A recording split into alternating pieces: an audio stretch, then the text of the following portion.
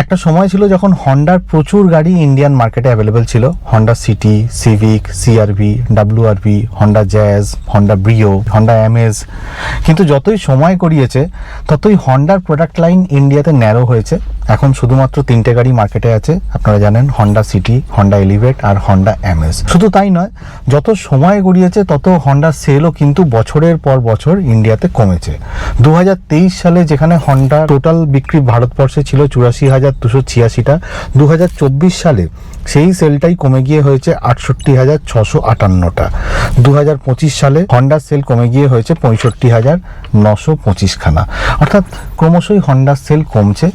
এই অবস্থায় অনেকেই হন্ডাকে দোষারোপ করছে এই বলে যে ইন্ডিয়ান মার্কেটের প্রতি, মানে Honda is not serious about the Indian market. এটা আংশিকভাবে সত্য, কিছু মাত্রায় সত্যি তো বটেই। একটা সময় ছিল যখন হন্ডা সিটি হটকেকের মতো বিক্রি হতো, কিন্তু এখন হন্ডা সিটির আর সেই ক্রেজ নেই। ইনফ্যাক্ট হন্ডা সিটি হচ্ছে বড় সিদানগুলোর মধ্যে one of the sedans in India, এবং এই সেগমেন্টে আরও 3-4টে গাড়ি আছে, যেমন হুন্ডাই ভার্না আছে, স্কোডা স্ল্যাভিয়া আছে, ফক্সওয়াগনের ভার্টাস গাড়ি আছে। কিন্তু এই গাড়িগুলোর যদি প্রাইস পয়েন্ট দেখেন, মানে আপনি যদি কলকাতায় অন রোড প্রাইস দেখেন, তাহলে দেখবেন যে সবকটারই প্রাইস পয়েন্টের সাথে হন্ডা সিটির কিন্তু সিগনিফিক্যান্ট ডিফারেন্স রয়েছে, মানে স্টার্টিং প্রাইস বলছি। যেমন দেখুন না, হন্ডা সিটির যে অন রোড স্টার্টিং প্রাইস সেটা কলকাতাতে 13,93,000 টাকা থেকে, ভার্নার 12,82,000 টাকা থেকে, স্ল্যাভিয়ার 11,38,000 টাকা থেকে, ভার্টাসের হচ্ছে 12,20,000 টাকা থেকে।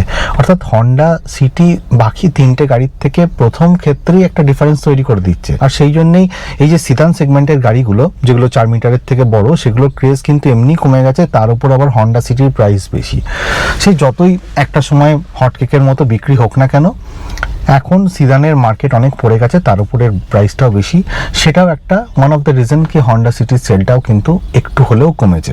অন্য গাড়িরও সেল কমেছে, এটারও সেল কমেছে। তার উপর আপনি দেখুন, গেল বছরে মানে 2025-এ কোনো নতুন সিদান গাড়ি কিন্তু লঞ্চ হয়নি মার্কেটে। হ্যাঁ, সাব 4 মিটার সেগমেন্টে হালকা ফুলকা চেঞ্জ হয়েছে, কিন্তু নতুন গাড়ি কিছু আসেনি বড় সিদান সেগমেন্টে।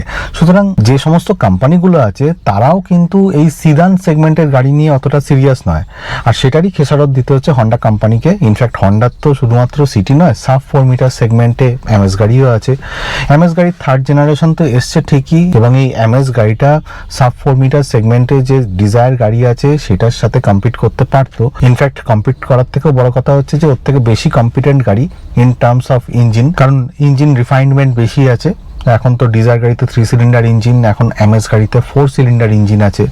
কিন্তু তা সত্ত্বেও হন্ডা এমএসের অতটা সেল হচ্ছে না।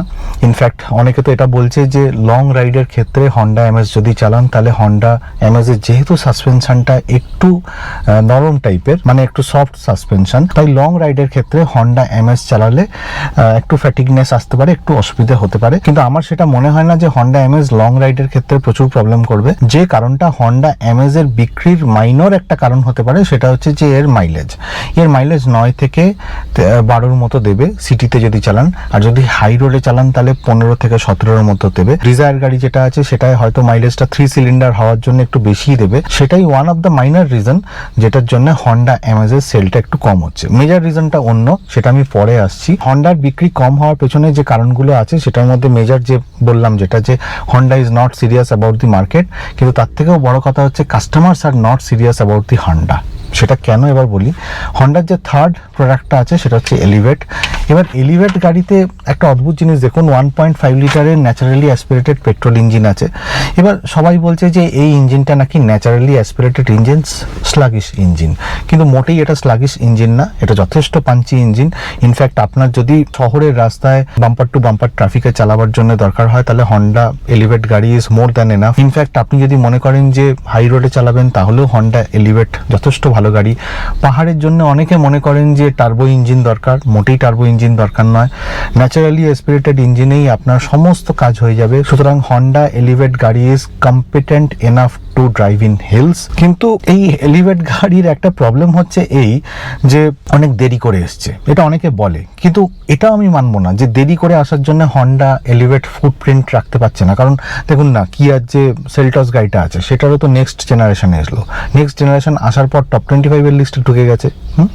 আবার ক্রেটা গাড়ি টাইম টু টাইম চেঞ্জ হচ্ছে, আপডেট হচ্ছে, সেটাও কিন্তু 1 থেকে 5 পজিশনের মধ্যে চলে আসছে। ইনফ্যাক্ট গত কয়েক মাস ধরে তো 3-4 পজিশন হোল্ড করছে। ভিক্টোরিস যে গাড়িটা আছে সেটা আসার পরই কিন্তু টপ 25 এর লিস্টে ঢুকে গেছে, ভালো সেল হচ্ছে। যে টাটা সিয়েরা গাড়িটা আছে, সিয়েরা গাড়িটাও কিন্তু আস্তে আস্তে সেল বুস্ট আপ করবে এবং টপ 25 এর লিস্টে তো এসেই গেছে অলরেডি। টয়োটার যে হাই রাইডার গাড়িটা আছে সেটাও টপ 25 এর লিস্টে আজকাল থাকছে। গ্র্যান্ড ভিটারা গাড়ি হয়তো টপ 25 এর লিস্টে গত 1-2 মাস ধরে থাকছে না, কিন্তু তার মানে এই নয় যে এটা সেল কম হচ্ছে, এটারও যথেষ্ট পরিমাণে সেল হচ্ছে।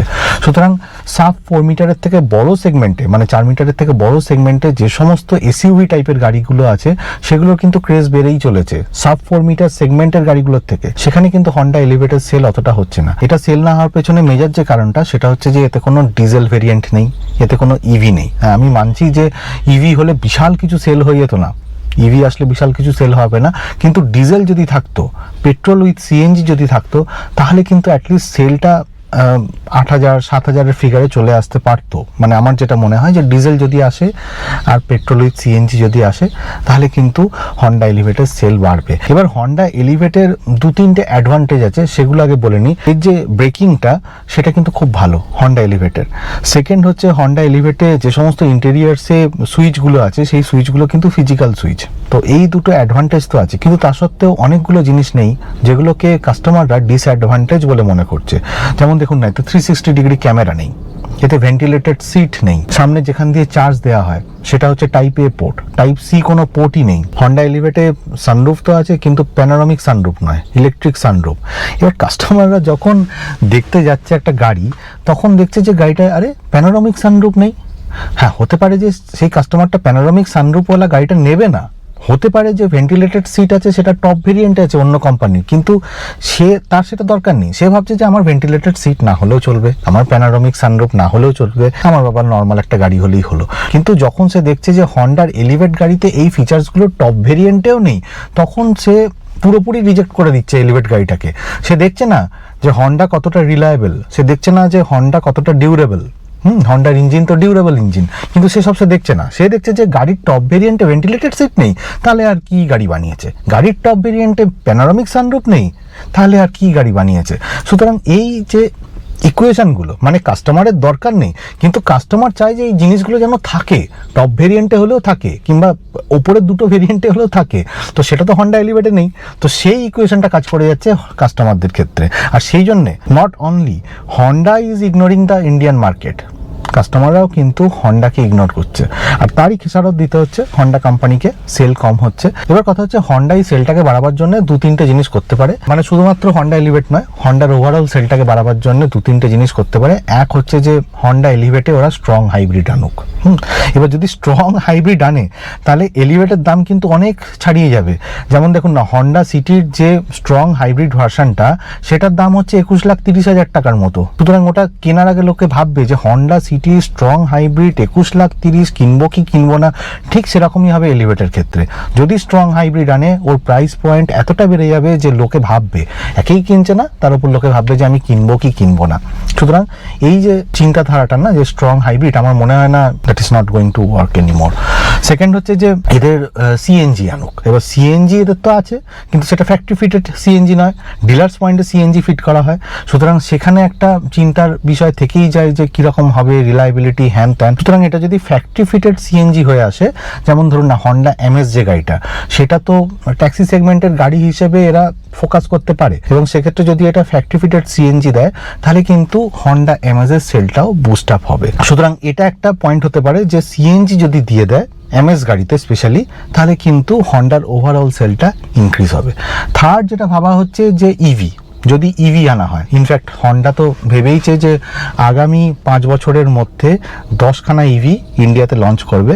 ইনফ্যাক্ট ওরা ইভি নিয়ে কাজও শুরু করে দিয়েছে। জিরো আলফা বলে একটা মডেলও 2027-এ লঞ্চ করবে, মাঝামাঝি লঞ্চ করবে। এবার কথা হচ্ছে যে এই জিরো আলফা গাড়িটা যদি লঞ্চ করে, এবং হন্ডা তো এটাও ভেবেছে যে এখানে ইভি তৈরি হবে, ইন্ডিয়াতে ইভি তৈরি হবে, বাইরে এক্সপোর্ট হবে। সুতরাং বাইরে এক্সপোর্টটা হবে ঠিকই, কিন্তু ইন্ডিয়াতে কতটা সেল হবে সেটা নিয়ে আমি শিওর নই। হ্যাঁ, সেল হবে, কিন্তু রিমার্কেবল কিছু সেল হবে না যেখানে হন্ডার ওভারঅল সেলটা অনেকটা ইনক্রিজ করবে, সেটা কিন্তু হবে না। আর জিরো আলফা আসবেও 1.5 বছর বাদে, সুতরাং সেটাকে নিয়ে এখন কিছু ইকুয়েশনের মধ্যে আনাই উচিত না। আরেকটা জিনিস যেটা করতে পারে সেটা হচ্ছে যে ওদের যে সিগনেচার প্রোডাক্টগুলো আছে, যেমন ধরুন না হন্ডার যে পাসপোর্ট গাড়ি আছে, হন্ডার যে সিআরভি গাড়ি আছে, সেগুলো তো বাইরের দেশে চলছে, তো সেগুলোকে যদি সিবিইউ রুটে ইন্ডিয়াতে আনে, এবার ইন্ডিয়াতে এনে কি হবে, ইন্ডিয়াতে এনে এটাই দেখাবে যে হন্ডা কিরকম ভালো গাড়ি, হন্ডা কতটা রিলায়েবল, হন্ডার প্রোডাক্ট ফিনিশিং কিরকম, সেটা দেখাবার জন্য। কিন্তু সত্যি কথা বলবো, এই যে সিবিইউ রুটে দামি দামি গাড়িগুলো, ইনফ্যাক্ট যে সমস্ত গাড়িগুলো আনবে সেগুলো তো সিবিইউ রুটে আনলে দাম অনেক বেড়ে যাবে, কিন্তু সেটা এনেও খুব একটা লাভ হবে না, কারণ সিবিইউ রুটে গাড়ি এলে এমনি গাড়ির দাম বেড়ে যাবে, তখন গাড়ি এমনি কেউ কিনবে না, শুধুমাত্র দেখানোর জন্যে যে আমার গাড়ি কতটা ভালো সেটা লোককে প্রুভ করার দরকার নেই। হন্ডা সম্পর্কে সবাই জানে যে Honda is one of the best car in the world, সেটা নিয়ে প্রুফ করানোর দরকার নেই, গাড়ি এনে প্রুফ করানোর দরকার নেই। সুতরাং আমার মনে হয় যে ওটাও যদি আনে তাহলেও সেটা খুব একটা ফ্রুটফুল আইডিয়া হবে না হন্ডার ক্ষেত্রে। আরেকটা জিনিস যেটা করতে পারে, সবাই যেটা বলবে যে এদের তো 1.5 লিটারের টার্বোচার্জ ইঞ্জিন আছে যেটা 180 বিএইচপি পাওয়ার জেনারেট করে, 240 নিউটন মিটার টর্ক জেনারেট করে, সেটা বাইরের দেশে চলছে, তো সেই 1.5 লিটারের টার্বো ইঞ্জিনটাকে কেন ইন্ডিয়ান গাড়িতে লাগাচ্ছে না? এবার ইন্ডিয়ান গাড়িতে টার্বো ইঞ্জিন লাগালেও কিন্তু হন্ডা সিটি কিংবা হন্ডা এলিভেটের দাম আরও বেড়ে যাবে, সুতরাং সেটাও খুব একটা হেল্প করবে না বলেই মনে হয়। কারণ টার্বো ইঞ্জিনে একটা মানুষের মনে হয় কি যে হ্যাঁ একটা টার্বো ইঞ্জিন এসছে, কিন্তু তার জন্য যে বিশাল কিছু সেল বুস্ট আপ হবে আমার সেটা মনে হয় না। সেল বুস্ট আপটা সবসময় ছোট গাড়ি দিয়ে করা উচিত, এবং সেই জন্যই আমার মনে হয় যে হন্ডা এমএস গাড়িটাকে একটা পেট্রোল উইথ সিএনজি করা উচিত, এবং তাতে একটা স্ট্রং হাইব্রিড না এনে একটা মাইল্ড হাইব্রিড আনা উচিত। এবার এইখানেই হচ্ছে লাখ টাকার প্রশ্ন, যে হন্ডা কোম্পানি কিন্তু স্ট্রং হাইব্রিড ছাড়া কোনো মাইল্ড হাইব্রিড বানায় না, মানে স্ট্রং হাইব্রিডই বানায়, ওরা মাইল্ড হাইব্রিডে আর কাজ করে না। এবার এইখানে একটা পুরনো তথ্য একটা দিতে পারি যে 2000 থেকে 2010 সালের মধ্যে এরা ইন্টিগ্রেটেড মোটর অ্যাসিস্ট এই ফিল্ডে কাজ করেছে, এবং তখন ওরা মাইল্ড হাইব্রিড একটা তৈরি করতো। সেই মাইল্ড হাইব্রিড ইঞ্জিনটা কালের নিয়মে অবসলেট হয়ে গেছে, বন্ধ হয়ে গেছে, ডিসকন্টিনিউ হয়ে গেছে, কিন্তু সেটাকেই যদি ওরা আবার রিজিউম করে এখানে যে সমস্ত গাড়িগুলো আছে, ছোট গাড়ি কিংবা মাঝারি গাড়ি, সেই সমস্ত গাড়িগুলোতে যদি ওরা আবার ইনকর্পোরেট করে বা ইন্টিগ্রেট করে, তাহলে কিন্তু হন্ডার সেলটা আবার বাড়বে, কারণ মাইলেজ বেশি পাবে। ওভারঅল মাইলেজ যদি বেড়ে যায় গাড়ির, হন্ডার যেটার জন্য নাম খারাপ হচ্ছে যে মাইলেজ কম দিচ্ছে, সিটিতে মাইলেজ প্রচুর কম দিচ্ছে, তো সেটা যদি ওভারঅল মাইলেজটা বাড়ানো যায় তাহলে ডেফিনেটলি হন্ডার সেল বাড়বে। আরেকটা জিনিস হন্ডার করা উচিত, সেটা হচ্ছে সাব 4 মিটার এসইউভি সেগমেন্টের একটা গাড়ি লঞ্চ করা উচিত, ইমিডিয়েটলি লঞ্চ করা উচিত, এবং সেটাও আমার মনে হয় পেট্রোল উইথ সিএনজি এবং ওরা মাইল্ড হাইব্রিড যদি সম্ভব হয় তাহলে তাতেও লঞ্চ করা উচিত। সুতরাং এগুলোই হচ্ছে কতগুলো স্ট্র্যাটেজি যেগুলো হন্ডা যদি অ্যাডপ্ট করে তাহলে হন্ডার সেল বাড়তে পারে। বাকি যে সমস্ত স্ট্র্যাটেজিগুলো সবাই বলছে যে অ্যাডপ্ট করার জন্য, সেগুলোর মধ্যে বেশ কতগুলো ফ্রুটফুল হবে না বলেই মনে হচ্ছে, সেগুলোই জাস্ট আলোচনা করলাম। তো ভিডিওটা যদি ভালো লাগে তাহলে লাইক শেয়ার কমেন্ট করবেন, আর যদি চ্যানেলটা ভালো লাগে সাবস্ক্রাইব করে নেবেন। সাবস্ক্রাইব করতে ভুলবেন না, কারণ আপনারা সাবস্ক্রাইব করতেই হয়তো ভুলে যান, আর সাবস্ক্রাইব করার পরে বেল নোটিফিকেশন যেটা আছে সেটাকে অবশ্যই ক্লিক করে দেবেন, যাতে চট করে যখন কোনো ভিডিও আপলোড হবে তখন আপনারা নোটিফিকেশন পেয়ে যান। তো ভিডিওটা এখানেই শেষ করলাম। যারা 4 হুইলার চালান তারা সিট বেল্ট পরবেন, যারা 2 হুইলার চালান হেলমেট পরবেন। খুব ভালো থাকবেন।